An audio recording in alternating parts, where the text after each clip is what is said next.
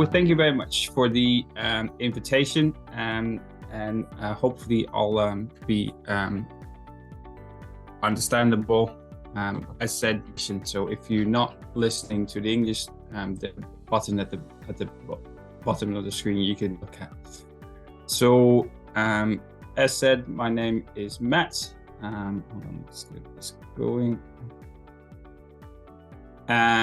And we're going to talk about challenges in tilapia and how we can look at other species to incorporate that into our tilapia culture. I'll quickly go over this, but the introduction is already made. So I am a board certified veterinarian, a specialist basically, and I have 20-year plus experience in multiple species. Hence, I'm trying to bring that experience into tilapia. Had various roles in pharmaceuticals, which helps me interpret things like vaccines and other new technologies. And I'm the veterinarian, the founder of Aquatic Vets Limited. So what are the challenges in tilapia? I think you all know, and this list is not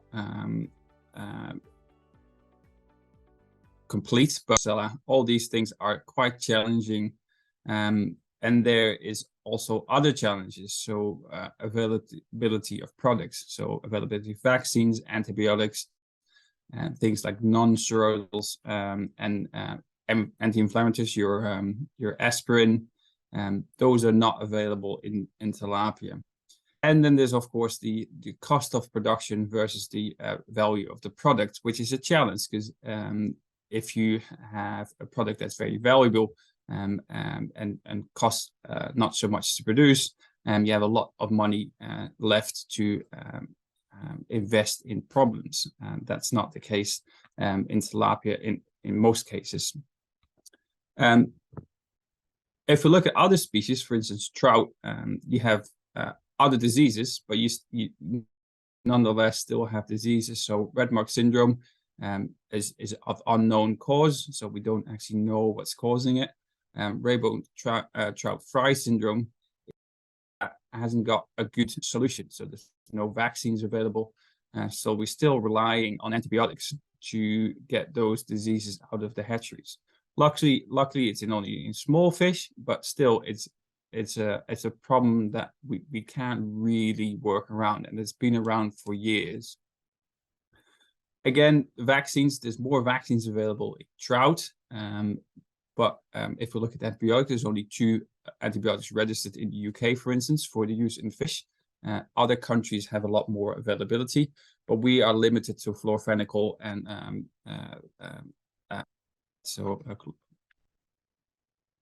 cost of production is very similar to tilapia. So it's a low value product with quite high production costs. So the margins on trout aren't that great. Shrimp. So we're just going over the big ones. So EMS and white spot virus, 2 of the main diseases. Again, there will be other diseases, but there's a lot of similarities that we can pull across, or a lot of things that they do in these diseases that we can learn from in tilapia. Vaccines aren't available at all, and that's for very good reasons, because shrimp do not have an adaptive immune system. An adaptive immune system means that they can give antibodies to challenges. So whereas humans and other mammals will raise antibodies against the disease, the technology that vaccines use is not available in shrimp. Antibiotics are available, and you'll see a lot of antibiotics being used in some regions, but again, that's not the solution I think you need to be looking for, because availability doesn't mean that use is going to be good, because you see a lot of resistance coming through, and we're going to have to look at other means of reducing bacterial loading in these systems. Cost of production, again, you're looking at low margins. So again, it's something that they share with tilapia. Salmon, of course, that's sort of they call it the nose of the salmon, the bee's knees. it's at the forefront, or at least a lot of people see it at the forefront of the developments in aquaculture. And a lot of people sort of say, okay, it's a high value product and the cost of production is coming down. But that hasn't always been the case. That's a market that has been created. The reduction of wild salmon, together with the consistency of the product of farmed salmon, has made it a wanted product. So the price cannot necessarily be set, but the price has been favorite to this particular industry. So there has been a lot of investment. If you look at the total production, it's not a lot compared to the world production. So salmon doesn't cover a lot of that production, but you see that a lot of value is generated. I had a look at the Aquanor, which is currently undergoing, and there's 650 exhibitors at the Aquanor, which is a salmon-based commercial show. So it's about 650 people displaying their products and their things to that. So there's a high impact industry. But a lot of this, I think, is still applicable to tilapia. And if not now, you look at means and ways of doing it at either lower cost or lower advancement. But take away what you can, but don't try to reinvent the wheel. So still beg and borrow from wherever you can. A good thing is that let's go back to that slide. So the non-steroidals that I mentioned, this is something that's being used in other species, so in dogs, cats, horses, cows. So this is something that hasn't actually been used in fish as a general, and that's something that is I think a miss that we can look at as well. Again, you need to look at application, because it can be done in feed, but it can also be done in as an injectable, but there's not a lot of data around that. But you see that coming through for some of the species that people are at least thinking about that type of problem. So how are you going to prevent disease? Apologies if the Spanish translation isn't correct. I tried my best with Google Translate, but at least hopefully you can pick it up from there. So do you have already got the disease on your site? So if yes, well, we need to look at ways of treating that disease. If you don't have a particular disease on site, you need to look at means and ways of keeping that out of your system. So there's always this sort of talk about biosecurity, and I think the whole talk about biosecurity is always sort of emphasize that as long as you have clean boots, you're going to be okay. But biosecurity keeps coming up, and it's something that's being talked about a lot. And why are we still talking about that? Because you guys all know what to do, because you guys are the biggest producers of tilapia. So it's not that it's an unknown concept to you guys. But why are we still talking about it? And I think that's because we are talking about farming in the real world. Even when you look at poultry, so chickens that are in barns, there's still breaches of biosecurity. And here we are either producing fish in nets and or tanks or ponds, and they have a lot of interaction with other wildlife. My number one is always the fish. So anything that you bring into the farm, may it be fish or fish that are sort of nearby, those are big risks, because they can carry the same disease. Water, of course, is the second largest, and then you have a sort of top three that you can pick and choose: your staff or visitors, equipment, live feed, which is hopefully not used anymore in most production systems in tilapia, but can still be a way of some, and of course predators and wildlife that sort of hang around there.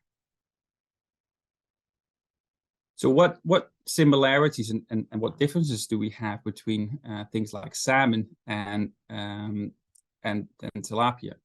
So I think what the similarity is that the control of biosecurity is very high in the early stages. So where you have your egg collections, where you have high control over your water quality, is usually when they're a lot smaller, because the areas that you have to farm them in are a lot smaller. So it's easier to have a nursery or a hatchery protected with well water.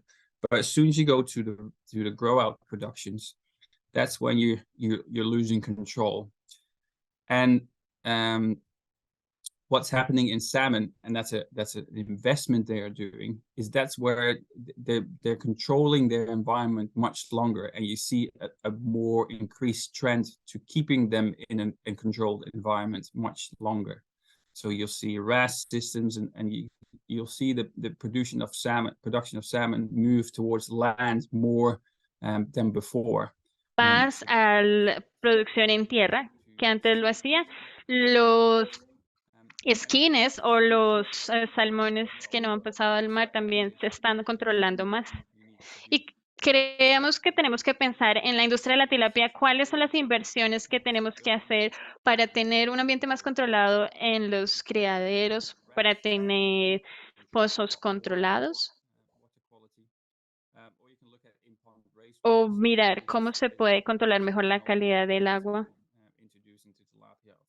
o usar tecnologías como estanques de recirculación tipo raceway. Entonces, ¿cómo los productores de camarón han solucionado estos problemas? Primero, se están moviendo a un sistema de cero intercambio de agua. Digamos que el agua está en uno de los dos principales factores que afectan la bioseguridad. Entonces, si no hay intercambio de agua, se reduce el riesgo. Y también el otro aspecto es tener la erradicación de vectores. Es decir, que un animal que pueda tener la misma enfermedad que su animal de producción, sea un cangrejo u otro tipo de camarón que está en los canales exteriores, podemos ver que se están usando organofosforados para matar a los vectores. Entonces, ustedes pueden ver que estos están tratando de ser restringidos o prohibidos, pero se puede entonces en su ausencia usar barreras físicas para prevenir interacción con otras especies, pero también implementar tilapia en los estanques de tratamiento. Estoy buscando una foto que me gustaría mostrarles. Entonces, lo que ustedes están viendo aquí es que no están usando todos los estanques para la producción. Están usando agos para el tratamiento de aguas. Más adelante voy a hablar sobre eso.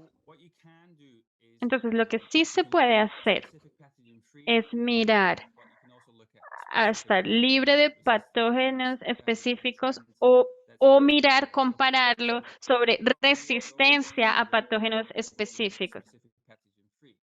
Hace unos años se estaba hablando a libre de patógenos específicos, pero lo que se está viendo ahora es que una tendencia a moverse hacia la resistencia a patógenos específicos. Entonces, libre de patógenos sigue siendo obligatorio o requerido, porque si no tiene el patógeno en su cultivo, no quieren que entre. Pero, ¿qué pasa? Si tiene peces libres de patógenos específicos, por ejemplo, para estreptococos.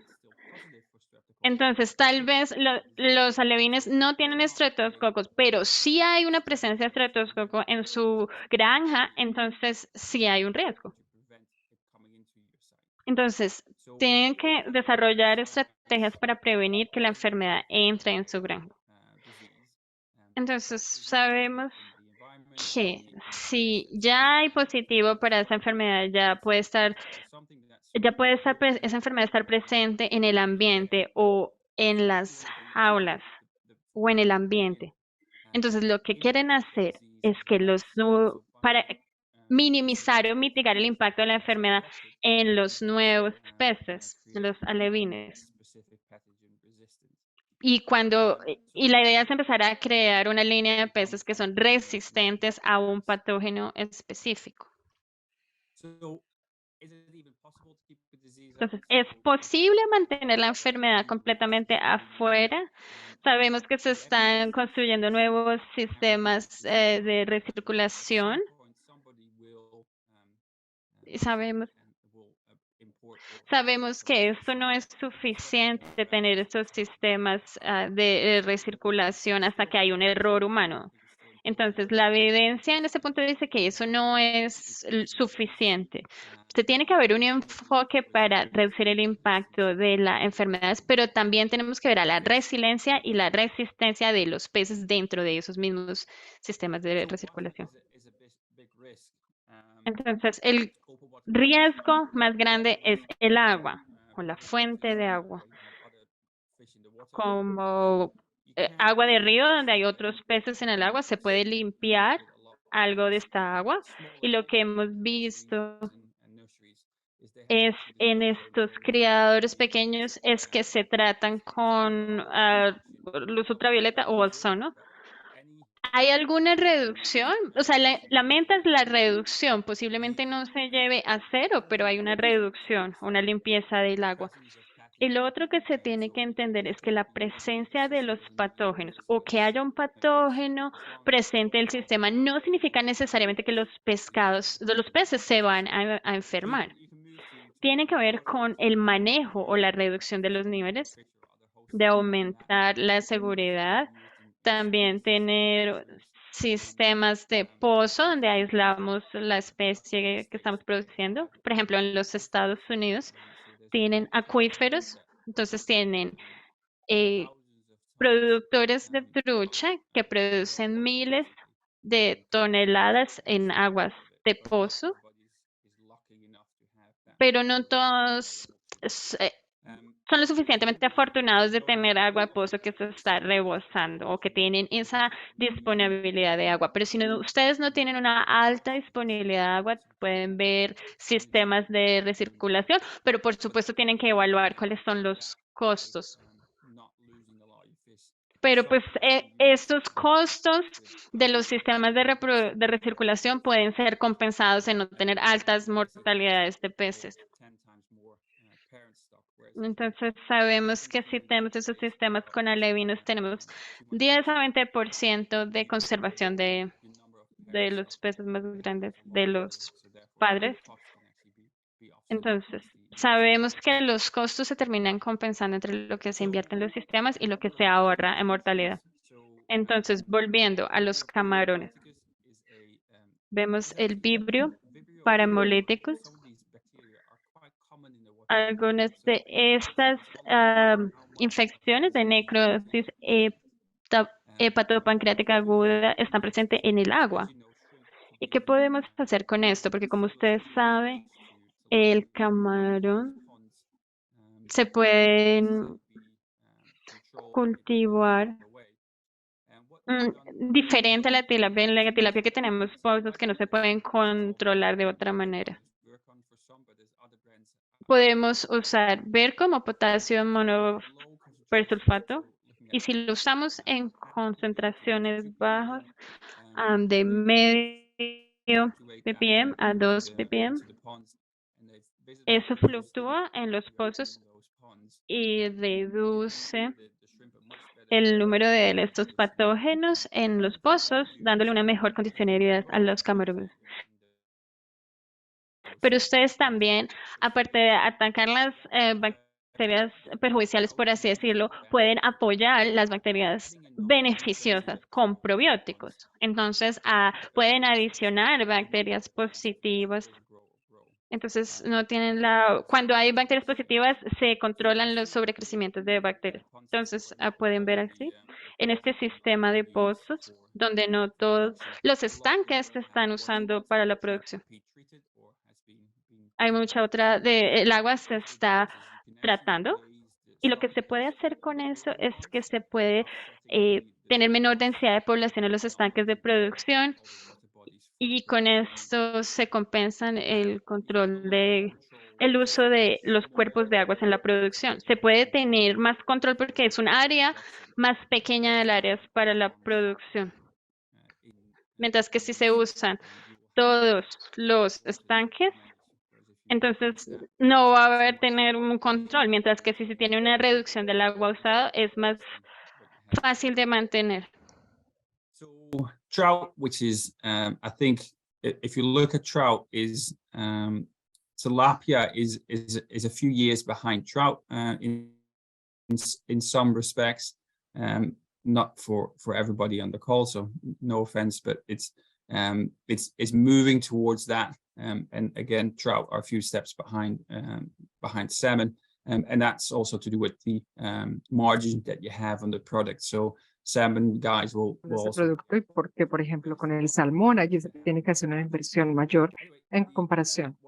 De cualquier modo, aquí lo que podemos ver es que a medida que se empieza a reducir la cantidad de alimentario que se tiene, al reducir lo que se tiene acá, esa densidad que se tiene específicamente, podemos ver menores epidemias y en particular podemos ver esto de una manera bastante interesante porque aquí hay una evolución interesante en sentido de cómo se puede llegar a trabajar y cómo se puede trabajar en términos de las bacterias y otro tipo de afectaciones que no están, básicamente, que no son bien vistas específicamente cuando estamos trabajando con estos peces.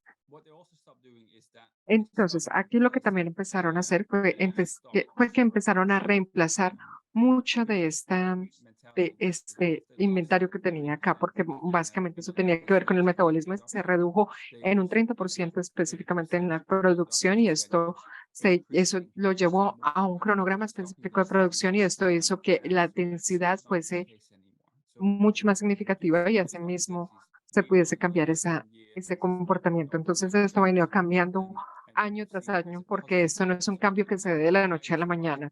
Entonces aquí podemos ver específicamente cuáles son las variedades, cuáles son las variaciones que se han visto y se pueden ver qué es lo que se necesita cambiar para que todos estos tanques sean cada vez más seguros para los peces y tengan resultados positivos.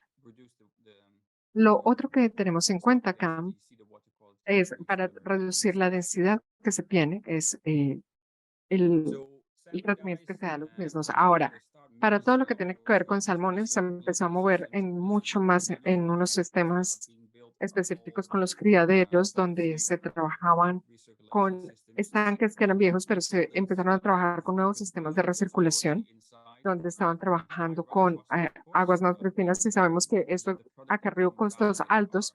Sin embargo, hubo unos resultados positivos asociados a estos cambios. Y se pudo tratar también con ozono y con UV y de nuevo con la estabilización de lo que se tenía allí, con la carga bacteriana que existía en estos estanques y con la estabilización de los productos de las enfermedades que tenían allí, por ejemplo, con neumonía y otras. Y la otra cosa que se puede ver con esto es que también para aquellos que han tenido la oportunidad de ver estos criaderos, es que se tienen en ríos aislados, especialmente de una manera en que se trabaja en Chile, por ejemplo, es que no se puede tener sistemas en donde no se tiene, por ejemplo, toda esta cantidad de salmón en el río. Entonces, básicamente, esos criaderos van a ser muy limpios en comparación con otros y también funciona muy bien con cierta calefacción del agua, pero sin embargo no funciona tan bien. Sin embargo, se puede ver ciertos beneficios asociados a esos sistemas de calefacción en estos criaderos. Los criaderos, por ejemplo, con la trucha, se ha visto que no funciona también, están, digamos, los 2 o 3 meses por detrás con estos sistemas de calefacción y que esto tendría, por ejemplo, unos costos también asociados a esa calefacción y también se podría tener una producción incrementada gracias a esto. Ahora, en la tolerancia al amoníaco, esto tiene que ver con la tilapia también. Cuando tenemos que los niveles de amoníaco son positivos, entonces tenemos aquí también los niveles de oxígeno específicamente. Y voy a mostrarles un par de diapositivas para ejemplificar lo que les estoy diciendo acá. Entonces, acá este nivel de amoníaco viene de la proteína que se tiene en la dieta.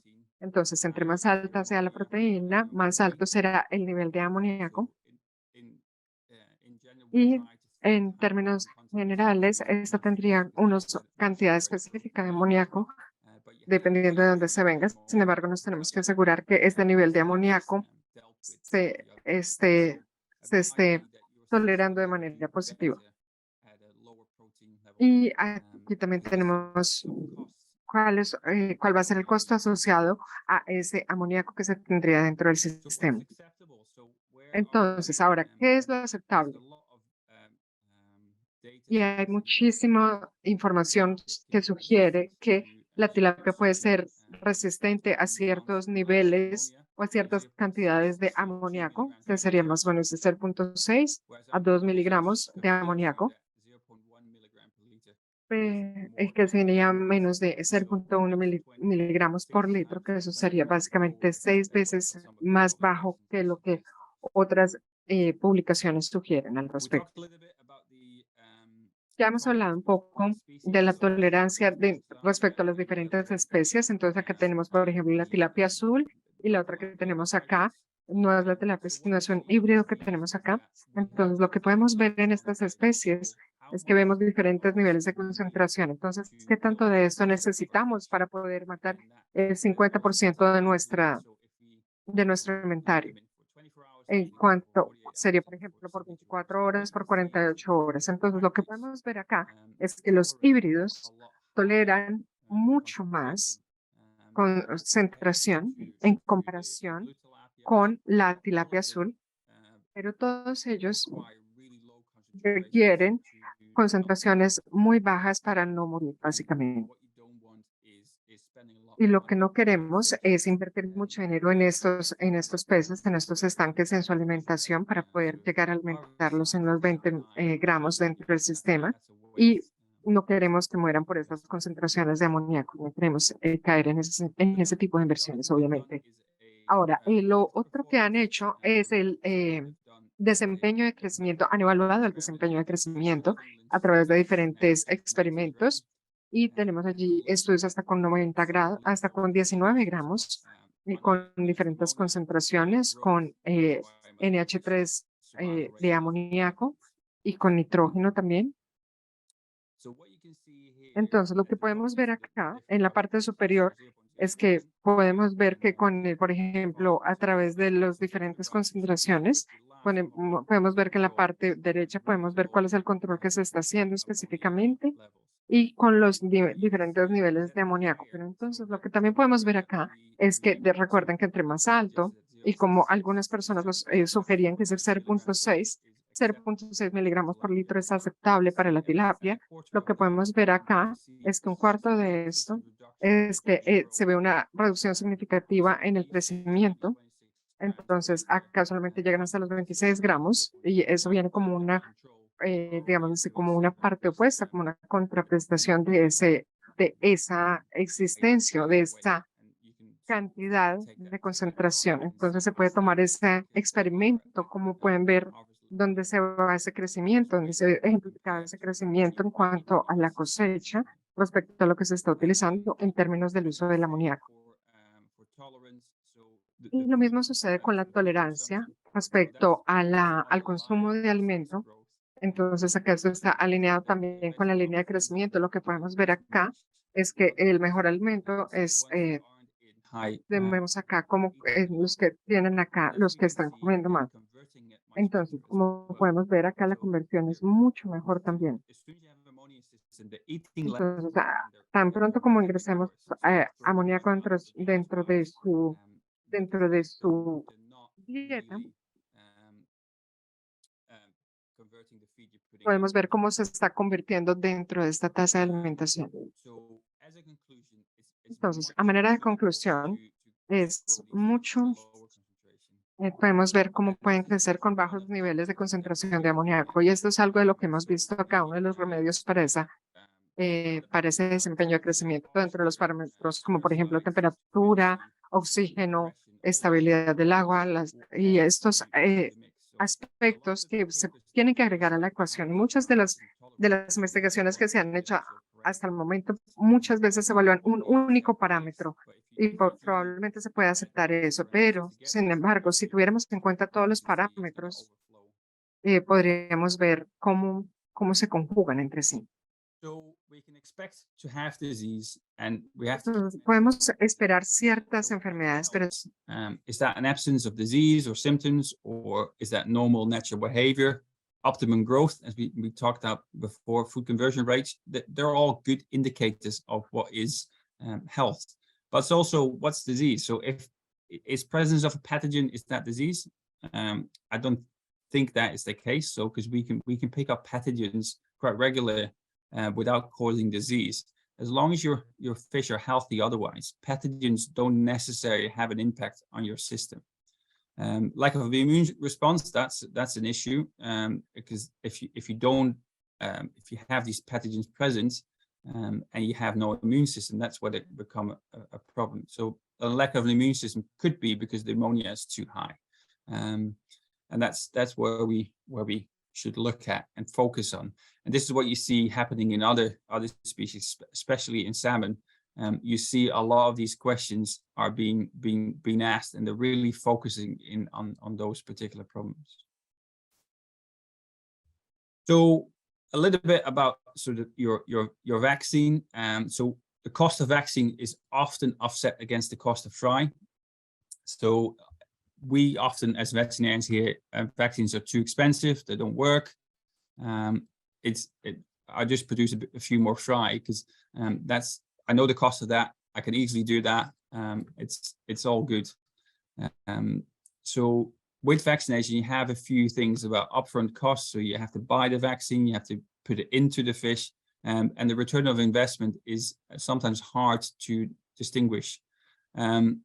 It's not a standalone solution, in my opinion. So you have to look at other ways of doing that. And if you apply this vaccine, you need to, are we going to do it by hand or are we going to do it by robot? So that's another thing.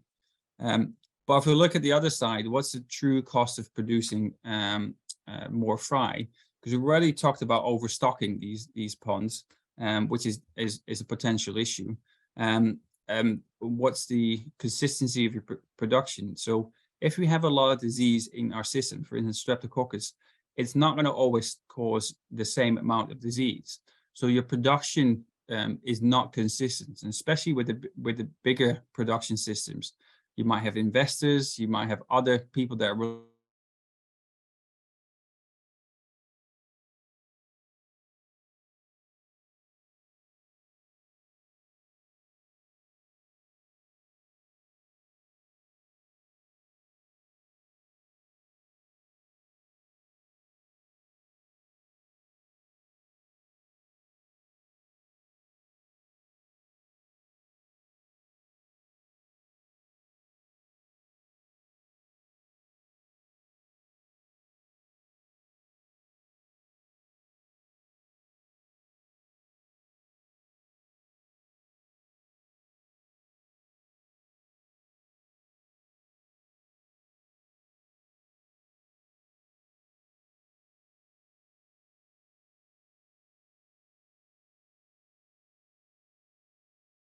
¿Me escuchas, Gide? Perdimos al doctor. Peter, can you hear me? It seems like we had an issue here. Can you hear me? Okay. How much did we miss? Too much? The whole presentation. The whole presentation? No, really. Okay. No. It's just a few seconds or minutes. So go ahead, please. Okay. Good. I'll so just to go back to, did you get this slide? Yeah. Okay. Well, we'll go with this. I think it's not sharing. It's not sharing. You are not sharing the screenshot. Hold on. Apologies about this. I live very nice but very remote, so which is a good thing for when you have kids and dogs and all that, but not when you do presentations. So okay, we're back. Yes, that's okay. That's okay. Yeah. So yeah. So the cost of vaccination versus cost of fry. So what we should consider is it's often said that the cost of vaccination is too high versus the cost of producing your fry. But what's really important is to see where the cost of your fry really comes in, because the consistency of your production, if that's not consistent, you're going to have issues with your suppliers. You're going to have issues with investors if you have those, because you have ups and downs in your profits. You have ups and downs in your supply, and that's something that especially your market will not like. And you're not producing efficiency, so you haven't to produce more to at least get your basics, and that production unit could be used for other things if you were to consistently produce the same amount of fish. And the other thing is with your vaccines is it's often said you have to look at your upfront cost, the return on investment, but we should consider that in a much wider scope and not as a standalone solution. Okay. So hand vaccination. So what are the advantages of that? So it's a low initial outlay, so it doesn't cost a lot to implement. It's low tech, so it's easy to maintain. So if you're really remote, that's an option that you should consider. But the real disadvantage is that you have to require staff, and it's a skill set. So it's not as straightforward as just sticking a needle into a fish and hope for the best. There is some skill, and it's often said that it takes about 6 months of investment into your staff before you see a good vaccination strategy implemented. That said, because you also have to make sure that you have high coverage of your vaccine. A vaccine doesn't work if you only vaccinate 10% of your fish, because the amount of bacteria in the surrounding area, the disease pressures of those is too high for you to have an effective vaccine. So machine vaccination, this is something that's coming through, and it's becoming a lot more affordable now. So the costs that were before mentioned, some of the machines, one, they weren't very good, and two, they were really expensive to do. But some of these vaccine machines are now coming into a really affordable price range. And the good thing is about this, you can have a lot of fish going through that system, so you can vaccinate your fish much quicker than before. So the efficiency of the machine can be improved. You don't really need training, as long as you know which is the front and the back of a fish, which should be relatively simple. You can put these fish through the system, and you have high accuracy. So the machine always vaccinates in roughly the same spot. So you don't see much of a difference between hand vaccination and machine vaccination with the amount of accuracy that we get out of these machines nowadays. The disadvantage, of course, as mentioned, is the high initial cost, but this can be mitigated because a lot of these models are now either they have services, so people that are setting up separate company that only do vaccinations with the machine, so they come to your site, vaccinate your fish, and go away again. But you can rent these models as well. So you can either rent or you can buy with a group of you. So if there's more producers in the area, you can come together and rent or buy that model for your. There's of course, but there is maintenance. So depending on what you buy, you need to consider the maintenance and how well that is. If they go wrong, how easy is it to fix them, and how quickly can you fix them, because you don't want them to break down in the middle of your vaccination routines. Well, what does sexual vaccination look like? As I said, it's not a standalone thing. So in order for you to have a good and successful vaccination, you need to look at your immune system, you need to look at your anesthesia, you need to look at feeding, so you can preset your feeding and how you apply this vaccine. And around those areas, there's a lot of other things that you need to consider. So it's the age at which you are vaccinating. It's the how much you're fasting your fish before. If you fast them too much, your belly goes floppy, and you get a lot more inter-organ vaccinations. Are you using a single or two vaccines? Where are you placing it? Are you using disinfectants in your anesthesia? All of these are part of that whole one action. And behind that as well, there's a lot more. So this one thing of vaccination is not one thing. There's 20 to 30 factors that will influence if you are actually going to have a successful vaccination. And that's often overseeing. I hear a lot of reports of vaccines, oh, they're not working. And I think the vaccine itself is working. It's just that the situation in which it's being used is not really helpful for that vaccine and will never be successful if you don't address the other thing. If you don't address water quality, if the fish are already ill at the point of vaccination, all these things do matter, and it's not always the vaccine that's failing. So what you see in these vaccines is that you will in salmon you see this move towards vaccination machines. So the hand vaccination is especially post-COVID.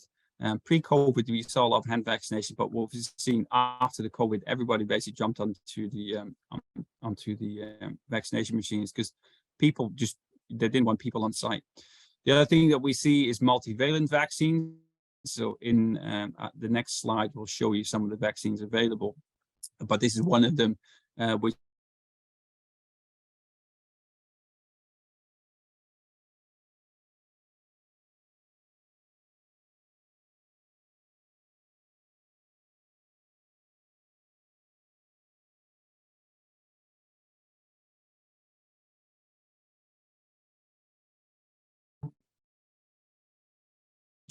because you put a lot of fish. La Let's do for about a minute. We'll do for about 30 seconds.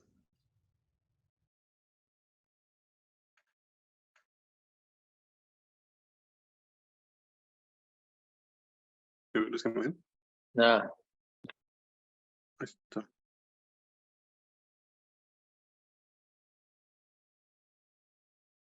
Hello, are you there? I asked everybody else to get off the internet. So Okay. hold on. Apologies for this. I'm going to share again. Don't worry. Go ahead, please. Yeah, share. Cool. So and I think I didn't lose too much. I saw the thing come up. So what you see is that these vaccination or anesthetic baths harbor a lot of bacteria.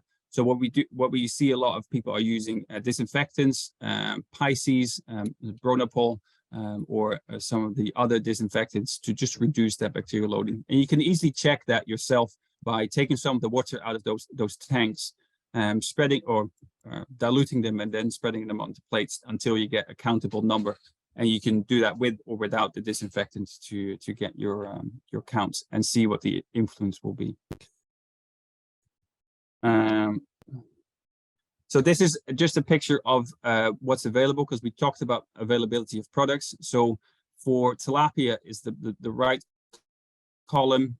There will be a few more. I'm not 100% sure what's available in other parts of the world, but if you can see from the big producers of FARMAC, MSD, ICTIOVAC or Burbeck now, there's only a few players producing these. So FARMAC will have only one vaccine for tilapia, whereas they have 6, 7, 8 for salmon. So the availability of those products is much higher in salmon. And that's just because there's more money in it, and there's more requirement for it. So if we go back to the previous picture, the vaccines that you see, so the Alpha Jack 7, so vibriosis, and then you have Vibrio, and those three here, they're not necessarily primary pathogens. So Frunk, so Aeromonas, IPN, and ISA, those are primary pathogens. There's a lot of these vaccines now have waterborne infections in there as components as well. So there's a lot more to it, which are more subtle infections. Vibriosis, if you have a really healthy animal, that might not be an issue. but you see those type of components now coming into your vaccines as well. So in Aquatic is not stopping shrimp. So what we're looking at is we're looking at exclusion of the pathogen. So we're looking at probiotics, we're looking at biosecurity. All these things are hopefully helping to protect the animal. But they're also looking at innate immune system response. So we're just boosting their the non-adaptive immune system with in-feed productions of other things. So if you have no commercial vaccine, what you can do is, so autonomous vaccines are being used in salmon, but also in tilapia, as far as I'm aware. But you have to make sure you have the correct isolate. So making sure what you picking in to put into your vaccine is the correct one. But what you can also do is you can look at pre-exposure. So for instance, in trout, PKD, which is a parasite, they'll look at pre-exposure of those because we don't have any other means. And I've seen good effects of pre-exposure to some of the viral infections in tilapia, whereas you're using the temperature difference between the pathogen and the host, whereas the host is still able to survive the temperature, but the pathogen is not at the with the most optimum temperature, and therefore you can actually infect a disease that you have on your so ISKNV, for instance. If you have that on site, you might be able to pre-expose your next batch of fish, and in essence infecting them without killing them, but they will have an immune response afterwards. Doesn't work for all of them, so you have to do some pilot trials. Just as a note here, the fish on the right, if you look at the placement of that vaccination needle, it's off center, it's too far forward, and the angle of the gun is not right as well. Plus that the person doing this doesn't have any personal protection. So if you inject a fish vaccine into your own finger, that's really causing harm. So always be safe and always be correct with these type of things. So what you can see here is that we are looking at different stages of fish. So in salmon, we're looking at Flavobacterium and Yersinia ERM. They often use dip vaccines for those in the smaller fish because they're not necessarily able to vaccinate these small fish by injection. So you have to use dip vaccine. But diseases like IPN, we're not looking at that because, again, they're too small. We don't have a dip vaccine for that, but we look at biosecurity, but also at genetics. So all the salmon have what they call a QTL, which is a particular bit of the genetics that they've been selected for, which makes them more resistant to IPN. Later in life, in big fish, the big issue with salmon in the 60s was furunculosis, which was used a lot of antibiotics for, but now all the fish are vaccinated for this. But we're still looking at biosecurity for PD, we're still looking at genetics, we're looking at management practices. So for instance, if you have PD, which there will be vaccinated for, but you can still get it, what they do is they don't necessarily handle those fish, and that they have a reduced amount of handling for these fish, and they'll nurture them through that at that point. Sea lice, big issue. So you'll see a lot of chemical treatments in the past, for which you now have a lot of resistance. So what they moved is to mechanical treatments. So they use water jets and other things, and we see biological treatments coming through. Things like wrasse and lumpfish are being used. So it's a constant moving battle against the parasite, because although we see a lot of progression in salmon, we still have a lot of issues there as well. It's just that we managing them well enough to get fish at the other end. So amoeba gill disease is one of the ones, and I'm gonna go a little bit quicker on this because I see my time is coming up. So amoeba gill disease, for instance, is a particular disease that has a lot of management around it. So what they do is they look at 30 fish at least, but often they use it 5 fish per cage, and they have about 12 to 20 cages on a site, and they'll score them and they'll look at white patches, but they also use PCR to guide them on that. So that it's a lot more data that comes through, and depending on where the data tells them to go, they will treat. And there's more diseases that are linked to these lesions. So not all of them are parasites, some of them bacteria as well, and some of them are viruses, which of course, if you do freshwater treatments, they don't necessarily kill the viruses in those fish. So there's a lot more going on around that. And there's a lot of investments. So as you can see, this boat will cost you 50 to 60 million. It's the biggest one. And of course, you guys cannot afford that, or at least can you not afford that? Because in essence, that whole boat is nothing more than a fish pump and container with some filtrations involved. So this can mimic your well boat as well. You can do treatments that you can't do in a pond. You can do that on land by pumping them into your container system and treating them that way. So that's a possibility. Thinking outside the box is going to be something that you could do. And the same thing, so what you saw in the salmon, this is a picture for which a lot of you guys already know. So a vaccine will be possible at that end, but this whole area, you're not really covering with vaccines. So you'll have to think about things that you could do other than chemicals or medicines.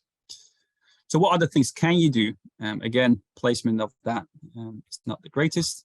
But data is power. A lot of farms I go to still lack the data that is required or is used in other sectors. So weekly sample weights to look at your feed table. So always adapt your feed table compared to your sampling weight, so you're not wasting any feed. A large proportion of your budget will go up to feed. So optimizing your feed output is crucial, because that will be a big cost saving, and whatever savings you have, you can invest in other things again. But you can also see the spread of population. So is grading required? What's your food conversion rate? And mortality. Mortality is something that I rarely see recorded in a manner that's comparable. It's often in fish per pond. So 6 fish have died, which doesn't mean anything, because if it's 10 fish in that pond, 60% will have died. But if it's 10,000 fish in that pond, it's only 0.6% that's been lost. So by reporting it in percent, either per day, but ideally per week, because you will have fluctuations in that, you can compare your nursery to your grow out to any populations in the world, because it's a standardized method of a proportional. And then you can say, okay, anything over 0.05% or anything over 1% or anything over 0.1% is too much, and then we can really steer our management based on numbers. And of course, cause of mortality. So if you know the cause of mortality and how much you are losing that, you can start setting a budget for resolving that. So what's important, or what's more important, production or health? So who runs the farm?